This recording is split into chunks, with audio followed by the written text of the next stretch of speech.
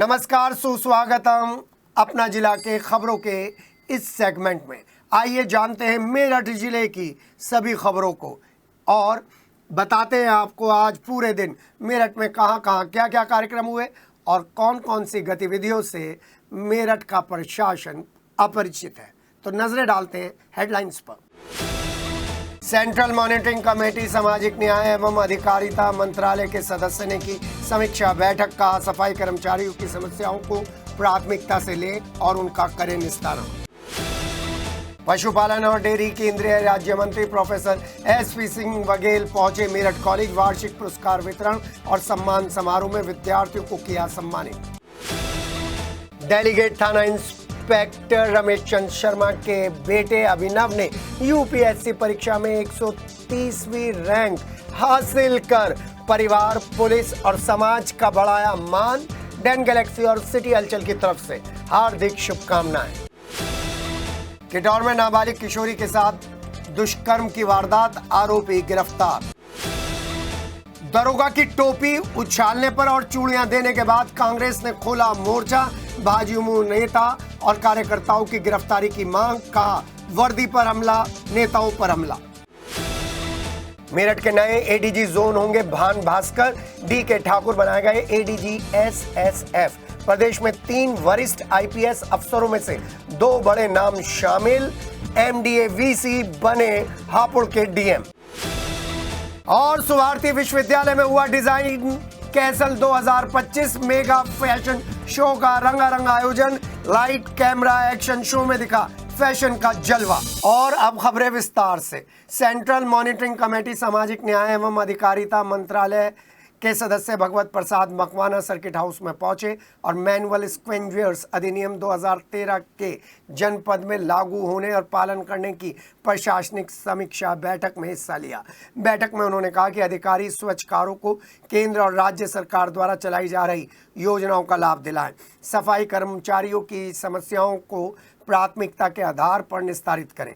स्वच्छकारों को सुरक्षा उपकरण उपलब्ध कराने और उनका बीमा कराए जाने के निर्देश दें। नालों और सीवर की सफाई के लिए मशीनों का उपयोग करने के भी उन्होंने निर्देश दिए और साथ ही साथ कहा मैनुअल स्क्वेंजर्स की 5 श्रेणी के अनुसार सर्वेक्षण कराना सुनिश्चित करें जिससे सुपात्रों को लाभ मिल सके। ये नोट करवा लो जरा, आपको कौन बाबू बना रहा कार्य। मंगलवार को मेरठ कॉलेज ऑडिटोरियम में डॉक्टर ओपी अग्रवाल की अध्यक्षता में वार्षिक पुरस्कार वितरण एवं सम्मान समारोह आयोजित किया गया। इस कार्यक्रम में मुख्य अतिथि के रूप में केंद्रीय राज्य मंत्री पशुपालन और dairy professor SP Singh Baghel शामिल हुए। आपको बता दें कि मेरठ कॉलेज के प्रधानाचार्य के बहुत ही करीब हैं प्रोफेसर बघेल, जो कि आगरा क्षेत्र में जलेसर लोकसभा से लगातार 3 बार चुने जा चुके हैं। कार्यक्रम में बागपत से सांसद और मेरठ कॉलेज के पूर्व छात्र डॉक्टर राजकुमार सांगवान विशिष्ट अतिथि के रूप में शामिल हुए। इस सम्मेलन में चौधरी चरण सिंह विश्वविद्यालय की कुलपति प्रोफेसर संगीता शुक्ला ने भी सहभागिता की।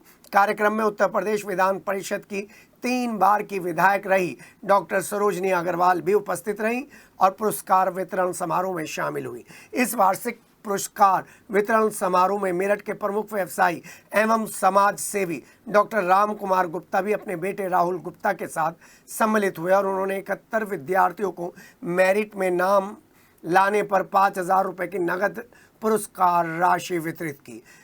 बता दें कि प्रोफेसर एसपी सिंह बघेल और सांसद डॉक्टर राजकुमार सांगवान, कॉलेज प्रबंध समिति के सचिव विवेक कुमार गर्ग तीनों ही मेरठ कॉलेज के पुरातन छात्र हैं।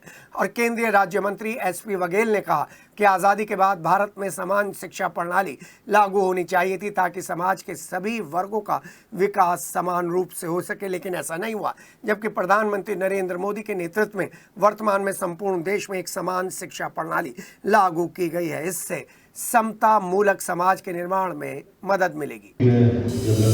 सांस्कृतिक परिषद मेरठ कॉलेज ने आज प्रतिभावान छात्रों को पारितोषिक वितरण अपने एनुअल फंक्शन में और सम्मान समारोह रखा है। क्योंकि मैंने यहाँ से लॉ और पीएचडी की है और पुलिस की नौकरी की है, इसलिए 6-7 साल के जीवन के अनुभव हर प्रकार के राजनीतिक, सामाजिक, प्रशासनिक याद आई है और बहुत खुशी की बात है जिस कॉलेज में मैंने पढ़ा हूँ, 3 कॉलेज यूपी के बहुत बड़े हैं, मेरठ कॉलेज मेरठ, बरेली कॉलेज और आगरा कॉलेज। तो आगरा कॉलेज में मैंने पढ़ाया है, मेरठ कॉलेज में मैं पढ़ा हूँ और आज ईश्वर की कृपा से उसी कॉलेज में। और अब प्रकृति को बचाने के लिए छात्र थे मेरठ कॉलेज में आंदोलन पर। मेरठ कॉलेज के ऑडिटोरियम में एक तरफ वार्षिक पुरस्कार वितरण और सम्मान समारोह आयोजित किया जा रहा था, तो दूसरी तरफ ऑडिटोरियम के बाहर मेरठ कॉलेज के जिम्मेदार छात्र एक ही मांग कर रहे थे, पूछ रहे थे कि कॉलेज के अंदर जो पेड़ कटान का कार्यक्रम चल रहा है उसको कौन रोकेगा। ये सब लोग पेड़ कटान को रोकने के लिए प्रशासन से बार बार जोर जोर से चिल्लाकर अपनी आवाज पहुंचाने की कोशिश कर रहे थे। छात्रों को पुलिसकर्मियों के साथ धक्का मुक्की और नोक झोंक के मोड पर भी देखा गया। पुलिस ने छात्रों के ऊपर बल प्रयोग कर वहां से हटाया, लेकिन बात साफ है कि मेरठ कॉलेज में जो कि छात्रों के लिए बना हुआ है, वहां पर पेड़ काटना कौन सी अनुशासन समिति और कार्य समिति का बड़ा कार्य है। वैसे तो आज प्रोफेसर बघेल को बुलाना प्रिंसिपल की मजबूरी नहीं, एक रणनीतिक चाल थी जिससे बता सके कि मैं कैंडिडेट हूं प्रोफेसर बघेल का।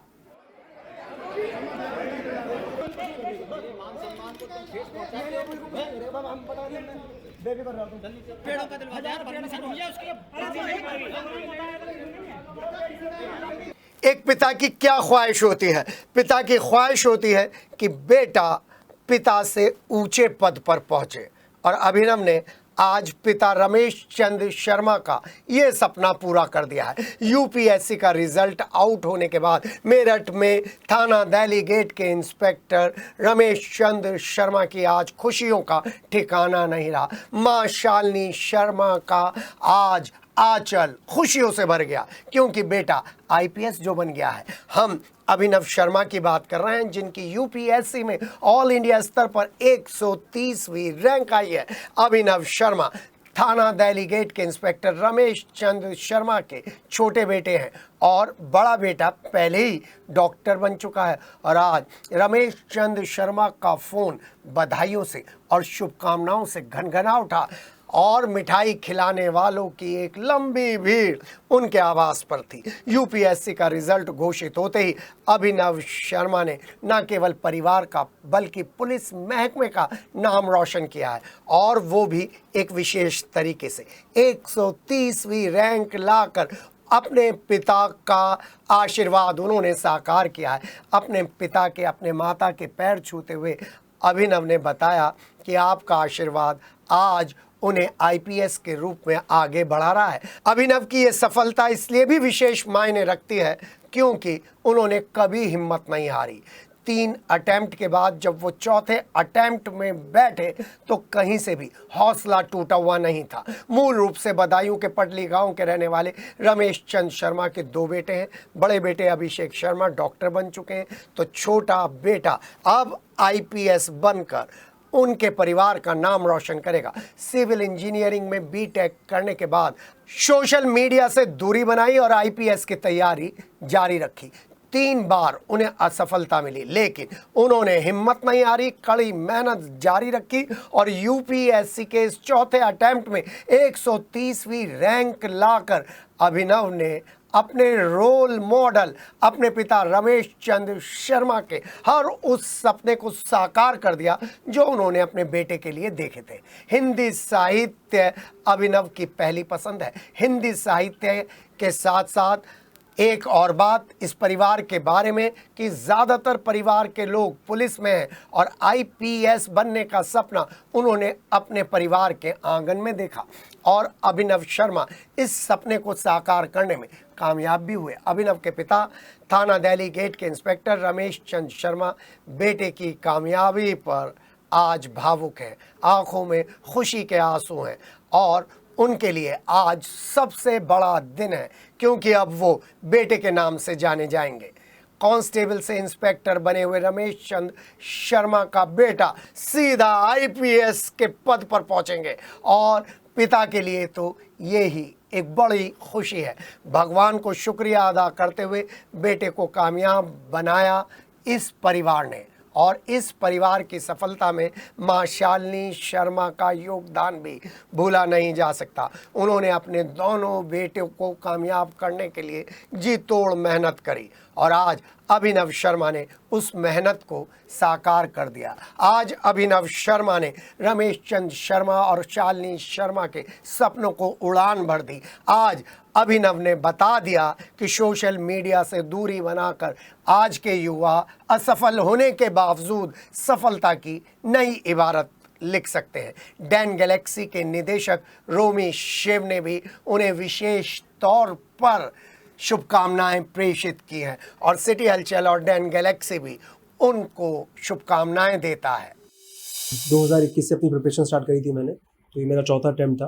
लास्ट ईयर मैं इंडियन पोस्टल सर्विस में मेरा सिलेक्शन हो गया, तो काफ़ी लंबी जर्नी थी और श्रेय तो आसपास जितने भी लोग थे, सारी फैमिली, मम्मी पापा, भाई, सारे दोस्त और मोस्ट इम्पॉर्टेंटली भगवान, तो सभी लोगों का बहुत ज़्यादा कंट्रीब्यूशन रहा है। और फिर इस बार लक भी अच्छा रहा कि फाइनली सिलेक्शन हो गया। यूथ के लिए मैसेज यही रहेगा कि कंसिस्टेंसी इज़ द की। तो जो भी आप काम कर रहे हैं अच्छे से उस पर काम करते रहिए और अगर कुछ ऊपर नीचे हो तो कोई नहीं, just keep working hard and keep believing in yourself. एक पिता के लिए इससे ज़्यादा और खुशी का दिन क्या हो सकता है। हकीकत तो ये है कि मुझे तो अब भी यकीन नहीं हो रहा है कि इतना बड़ा काम हो गया है। ये तो पीढ़ियों वाला काम हुआ है और मेरी ज़िंदगी का आज सबसे खुशी का दिन है। आज बच्चे के नाम से मेरी पहचान हो गई है, इससे बड़ी बात मेरे लिए और कुछ नहीं हो सकती। किठौर थाना क्षेत्र में एक नाबालिग किशोरी से दुष्कर्म करने की घटना सामने आई है। आरोपी युवक ने नाबालिग को घर में ले जाकर दुष्कर्म की वारदात को अंजाम दिया और मौके से फरार हो गया। किशोरी की मां ने थाने में पहुंचकर आरोपी युवक के खिलाफ रिपोर्ट दर्ज कराई है। पीड़ित किशोरी की मां ने बताया कि उसकी 15 वर्षीय पुत्री मंदबुद्धि है। सोमवार की दोपहर गांव के रहने वाला युवक सोनू उनकी बेटी को फतेह के घेर में ले गया और उसके साथ दुष्कर्म किया। अपनी बेटी को ढूंढते ढूंढते जब वो वहां पहुंची तो आरोपी मौके से फरार हो गया था, जिसके बाद पुलिस ने आरोपी की तलाश शुरू की और उसे गिरफ्तार कर जेल भेज दिया। पुलिस ने मंगलवार को नामजद आरोपी सोनू को शाहजहांपुर स्थित कंठी माता मंदिर के पास से गिरफ्तार किया है और कोर्ट में पेश कर दिया है। थाना क्षेत्र किठौर अंतर्गत एक मोहल्ला है, वहाँ का ये प्रकरण है। इसमें नाबालिग लड़की है, उसकी मां ने प्रार्थना पत्र देकर थाने को अवगत कराया। इसमें थाना किठौर के द्वारा तत्काल सुसंगत धाराओं में अभियोग पंजीकृत किया गया और उसके बाद उस व्यक्ति की, जो आरोपी है, उसकी गिरफ्तारी कर ली गई है और उसे न्यायिक अभिरक्षा में आज भेजा जा रहा है। जो अग्रेतर विधिक कार्यवाही है वो थाना किठौर के द्वारा निष्पादित की जा रही है। आज कांग्रेस एक अलग ही मूड में थी, क्योंकि जिस तरीके से धरना प्रदर्शनों में पुतले फूके जा रहे हैं और पुलिस पुतलों को फूकने से रोकने पर विरोध का सामना कर रही है, उससे कानून व्यवस्था पता चलती है। और इस कानून व्यवस्था में जब दरोगा की टोपी को गिरा दिया जाता है, दरोगा के गिरबान को पकड़ लिया जाता है, जब दरोगा को चूड़ियां पहनाने के लिए दे दी जाती हैं, तो 18 अप्रैल की वो कमिश्नरी चौराहे पर घटना याद आ जाती है जिसे बीजेपी युवा मोर्चा और हिंदू स्वाभिमान यात्रा के लोगों ने अंजाम दिया था। और अब इसमें एक और नई कड़ी जुड़ गई है जो लोकसभा के विपक्ष के नेता राहुल गांधी से जुड़ी है। राहुल गांधी का पुतला और फोटो फूकने के मामले को लेकर कांग्रेसी सड़क पर थे और मुकदमा दर्ज कर बीजेपी युवा मोर्चा के नेता और कार्यकर्ताओं की गिरफ्तारी की मांग कर रहे थे। ऐसा होना वैसे तो मुश्किल है, लेकिन कांग्रेस को भी इस मुद्दे को लेकर लोगों के बीच में जाना था। इसलिए महानगर अध्यक्ष रंजन शर्मा और पूर्व जिला अध्यक्ष अवनीश काजला ने एसएसपी डॉक्टर विपिन ताडा से मुलाकात कर राहुल गांधी, जो विपक्ष के नेता हैं, लीडर ऑफ अपोजिशन है, उनका पुतला फूकना और फोटो फूकने को लेकर शिकायत दर्ज कराई है। सख्त कानूनों के तहत कार्रवाई की मांग इन दोनों लोगों ने की है। महानगर अध्यक्ष रंजन शर्मा ने इस बार खुले तौर पर चेतावनी दी है कि राहुल गांधी का पुतला फूका गया तो फिर बीजेपी के नेताओं का पुतला फूकने के लिए कांग्रेसी अपनी जी जान अड़ा देंगे। महानगर अध्यक्ष रंजन शर्मा ने बताया कि बीजेपी के नेता गुंडई पर उतर आए। हिंदू संगठन के प्रदर्शन के दौरान पुलिस की टोपी उछालने की घटना का जिक्र करते हुए कहा कि ये शर्मनाक है कि बीजेपी के नेता और हिंदू स्वाभिमान मंच के नाम पर वर्दी के ऊपर हमला किया जाए। मंगलवार को साकेत स्थित धन्वंतरी अस्पताल में एक पीसी का आयोजन किया गया और वरिष्ठ चिकित्सक विनोद कुमार अरोड़ा ने बताया कि पार्किंसन और ब्रेन डिसऑर्डर के ज़्यादातर मामले सामने आ रहे हैं और ये दोनों बीमारी लाइफ में 4th स्टेज पर होती है जब आप चौथे वसंत में पहुंच जाते हैं। आज भी इस गंभीर बीमारी के प्रति लोगों में अच्छी तरीके से जानकारी नहीं मिल पाती है।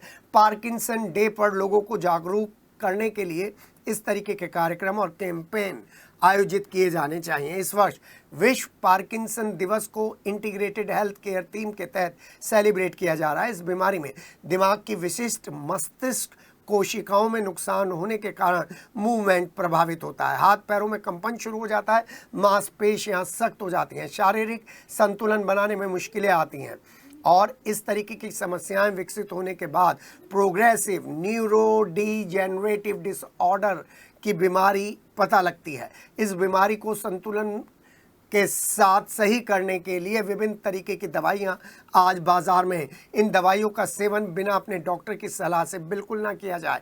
साथ ही उचित खान पान और कुछ खास तरीके के फूड्स के सेवन से पार्किंसन के लक्षणों को मैनेज करने की सलाह डॉक्टर विनोद अरोड़ा ने दी। पार्किंसन डिजीज एक बहुत कॉमन बीमारी है।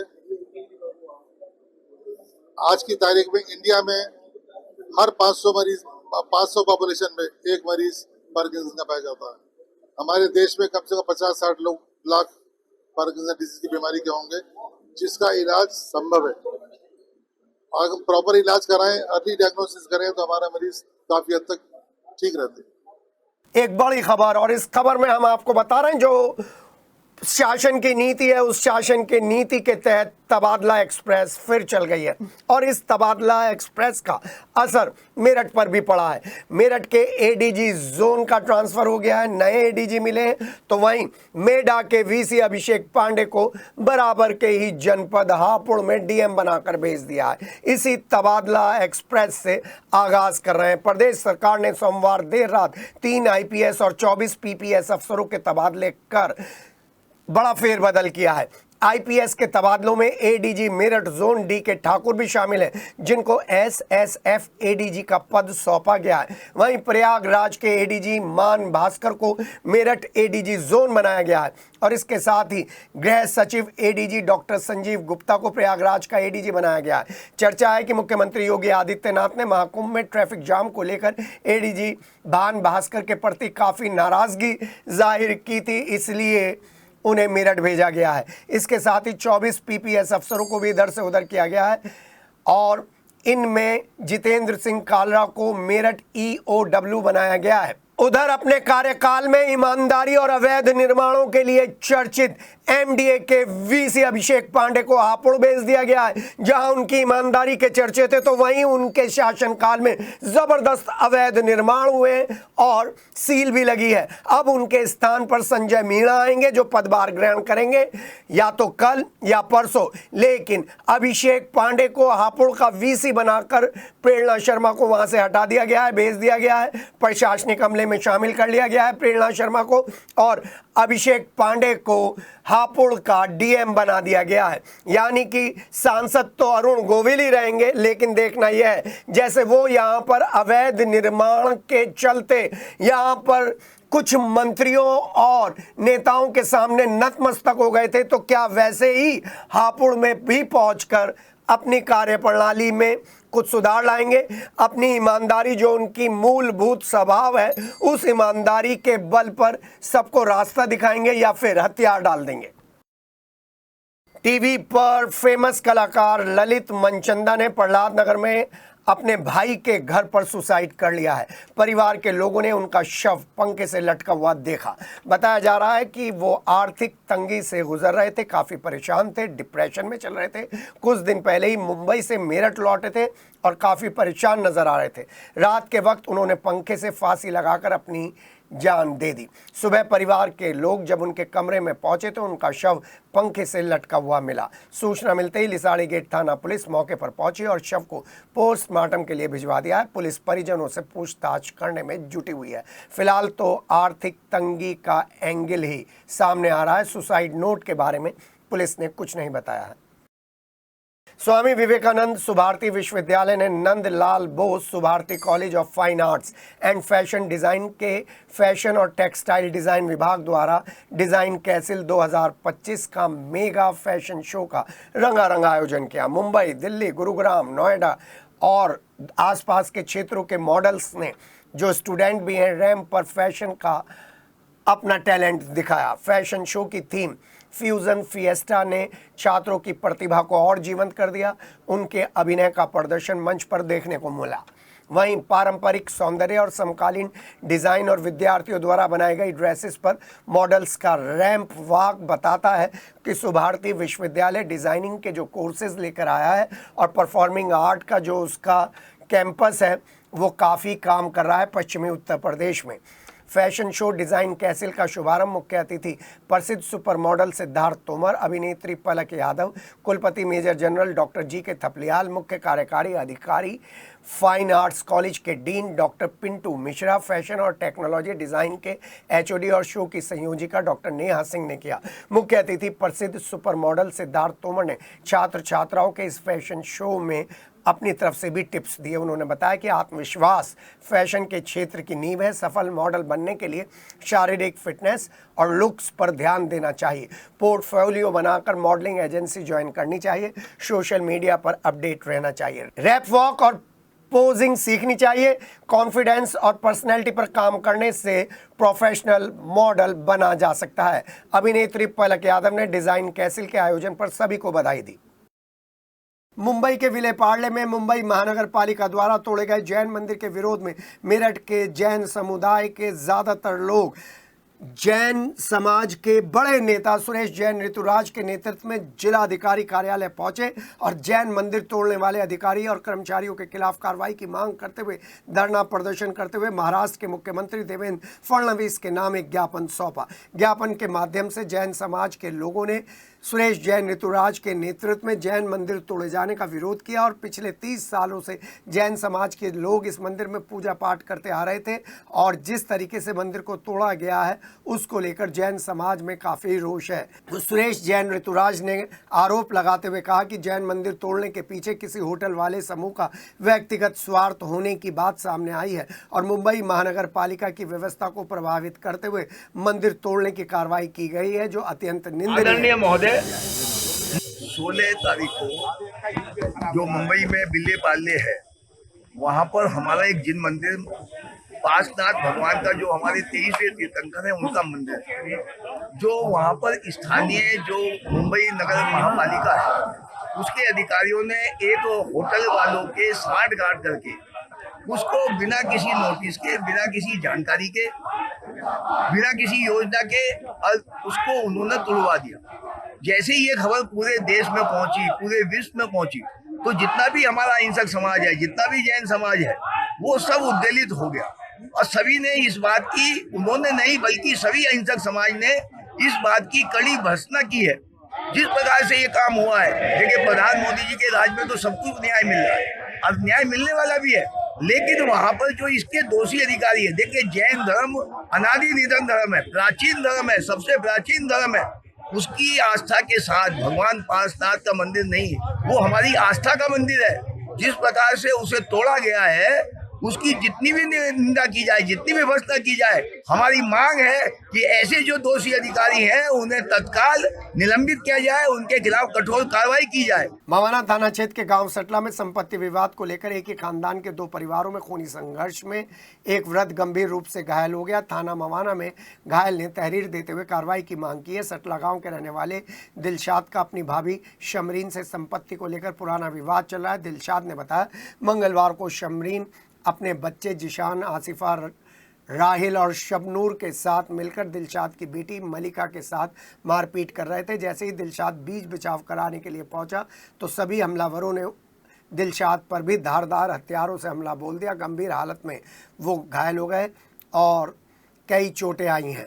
थाने में दूसरा पक्ष नहीं पहुंचा है। मारपीट का एक वीडियो सोशल मीडिया पर वायरल हुआ है। घायल दिलशाद ने थाना मवाना में तहरीर दे दी है। CCSU के अटल सभागार में अर्थ डे पर राष्ट्रीय सम्मेलन renewable energy, harnessing nature power और एम पावर और प्लांट रीओपन 2025 विषय पर 2 दिनों की एक वर्कशॉप का आयोजन किया गया, जिसमें पर्यावरण विज्ञान विभाग और national and environmental science academy नई दिल्ली द्वारा संयुक्त रूप से भारत सरकार के पृथ्वी विज्ञान मंत्रालय द्वारा प्रायोजित किया गया था। कार्यक्रम की मुख्य अध्यक्षता कुलपति प्रोफेसर संगीता शुक्ला ने की है और अपने संबोधन में उन्होंने जलवायु संरक्षण, नवीनीकरण ऊर्जा के दोहन और सतत विकास के सामान्य तरीकों पर जोर दिया। उन्होंने कहा कि प्रकृति की शक्ति को अपनाकर ही हम एक हरित और बढ़िया भविष्य को सुरक्षित कर सकते हैं। नहीं है, हम कहीं और जाके तो नहीं रह सकते। हम लोग फ्लैट्स बदल लेते हैं, मकान बदल लेते हैं, क्या हमारे पास प्लानिट दूसरा है? नहीं है, तो हमें इस प्लानिट को प्रोटेक्ट। CCSU के ललित कला विभाग में विश्व पृथ्वी दिवस के अवसर पर प्रोफेसर अलका तिवारी और मुख्य अतिथि प्रोफेसर वीरपाल के नेतृत्व में पृथ्वी बचाओ जीवन बचाओ मुहिम के तहत सक्रिय प्रयासों की जानकारी दी गई। अपील की गई। पृथ्वी बचाओ कार्यक्रम के अंतर्गत विद्यार्थियों में शिक्षकों ने प्रतियोगिता में भाग लेकर पृथ्वी के विभिन्न रूप धारण कर पोस्टर, स्लोगन और पेपर के साथ पृथ्वी को बचाने का संदेश दिया।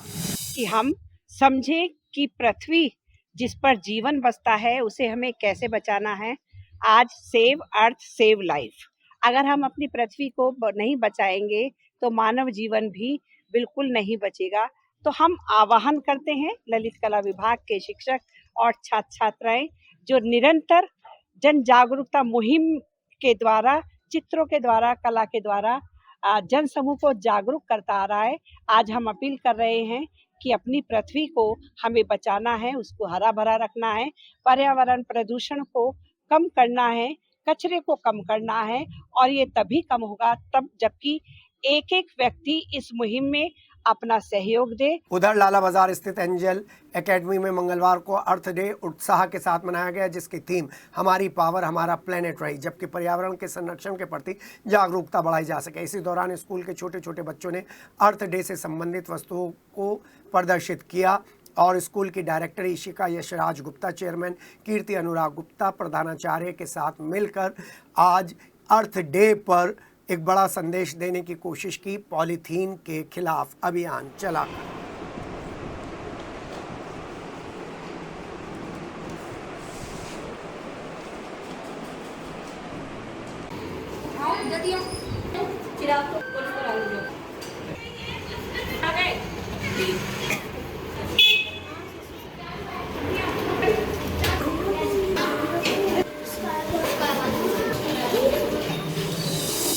आज हमने अपने स्कूल में अर्थ डे सेलिब्रेट किया, जिसमें बच्चों ने अर्थ डे से रिलेटेड काफी सारी कविताएं सुनाई। टीचर्स ने बच्चों को बताया कि हमें पॉलिथीन बैग्स नहीं यूज करने चाहिए, हमें वही चीजें यूज करनी चाहिए जो इजीली रिसाइकिल हो जाए, जैसे पेपर बैग्स या फिर क्लोथ बैग्स। बच्चों ने अर्थ डे से रिलेटेड काफी सारी एक्टिविटीज की और खुद से ही पेपर बैग्स बनाए जो हमने उन्हें टेक अवे दिए।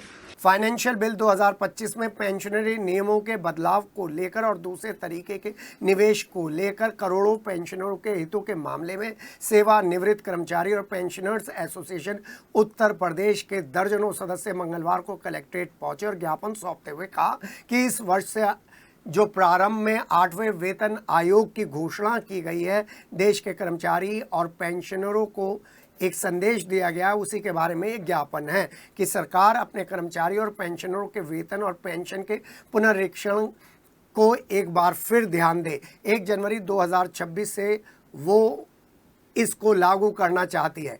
एक खुशी का वातावरण इस संदेश से पैदा हुआ है, लेकिन जैसे समय बीतता जा रहा है वैसे निराशा भी हाथ लगती जा रही है, क्योंकि 8वें वेतन आयोग के गठन की कार्रवाई अभी तक नहीं हुई है। हमारे यहाँ पर जो शिक्षक और कर्मचारी हैं आज जो इतनी मात्रा में यहाँ पर इकट्ठा हुए हैं विरोध करने के लिए, ये सिर्फ ये है कि जो सरकार ने, केंद्र सरकार ने फाइनेंशियल बिल पास किया है वो जो है हमारे पेंशनर्स के ऊपर कुठाराघात है। हम माननीय प्रधानमंत्री जी से, केंद्र सरकार से मांग करते हैं कि उस बिल को वापस ले और जैसे पहले 7वां पे कमीशन और 6ठा पे कमीशन, 5वें पे कमीशन में जो लाभ उनको मिलते थे उसी तरीके से सभी को मतलब लाभ दिए जाए। अपने पति के खिलाफ शिकायत लेकर एसएसपी ऑफिस पहुंची लोहिया नगर थाना क्षेत्र के 100 फुटा रोड की रहने वाली एक महिला आला अधिकारियों से इंसाफ की गुहार लगाने पहुंची। पीड़िता ने बताया कि उसकी शादी 8 साल पहले नदीम से हुई थी और उनके 3 बेटे भी हैं।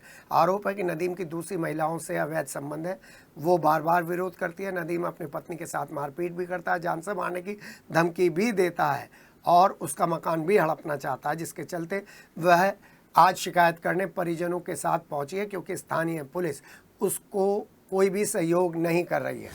ये गलत मामला जी। मकान मेरा है, मेरे घर से प्रॉपर्टी मिली थी और मेरे नाम 3 मकान है सर, ठीक है नहीं जी। वो मुझे मारना चाह रहा और मेरे बच्चे का भी सिर फोड़ रखा। मेरा 1 महीने से वो चल रहा झगड़ा उससे। रोटा रोड स्थित जवाहरनगर के बच्चों ने सारथी संस्था अध्यक्षा कल्पना पांडे को सूचित कर अपनी परेशानियां बताई कि वहां पर बंद नालियों में पानी जमा होने की वजह से कितनी परेशानी है। बंद नालियों की वजह से सारा पानी सड़क पर आ जाता है। बच्चे स्कूल जाते समय सबसे ज़्यादा परेशान होते हैं। पानी भरा होने की वजह से उनके स्कूल ड्रेस भी खराब हो जाती है और कभी कभी वो स्कूल जाते हुए गिर जाते हैं, जिससे बैग भी भीग जाता है। इसके अलावा जो गंदगी का प्रकोप है उसकी वजह से बीमारियों का खतरा भी पैदा हो गया है। कल्पना पांडे ने जब वहां जाकर देखा तो पाया कि पानी की निकासी ना होने की वजह से वाकई वहाँ की हालत नरक से भी बदतर है। आज जब मैंने देखा कि यहाँ पे इतना बुरा हालत है कि यहाँ से भी नाली बंद है, मतलब दोनों तरफ की जो नालियाँ हैं वो पूरी तरह से बंद पड़ी है। सारा पानी सड़क पर आता है। आप सोचिए कि बारिश में क्या हाल होगा जब अभी से ये हाल है, बारिश में कितना बुरा हाल होगा। तो अभी हम यही चाह रहे हैं, पहले हमने तो सभासद से बात करने की कोशिश करी है लेकिन अभी सभासद का वो फोन नहीं उठाया और जिन्होंने पहले बात करी है उनसे बात होने के बाद भी उन्होंने कोई सुनवाई नहीं करी है। और अब हम लोग इसकी शिकायत नगर निगम से करेंगे जिससे कि कम से कम जो लोग यहाँ पे रह रहे हैं वो ढंग से रह सके। और इतनी बदबू है यहाँ पर, कैसे किस तरह से लोग यहाँ पे रह रहे हैं। आप देख रहे हैं कितनी मक्खियाँ हैं, मच्छर हैं, कितनी बीमारियाँ यहाँ पर नपी हुई हैं। अपना जिला के इस विशेष बुलेटिन में सिर्फ इतना ही और हम आपसे वादा करते हैं कि इस पोर्टल के माध्यम से आप न केवल कमाई भी करेंगे, अपने जनपद के विभिन्न खबरों को देखेंगे, बल्कि वो सारी सुविधाएं हम आपको दिलवाएंगे जो जनपद में आपकी आंखों से दूर है। फिलहाल हमें दीजिए इजाज़त। अपना जिला की टीम आपका कर रही है स्वागत।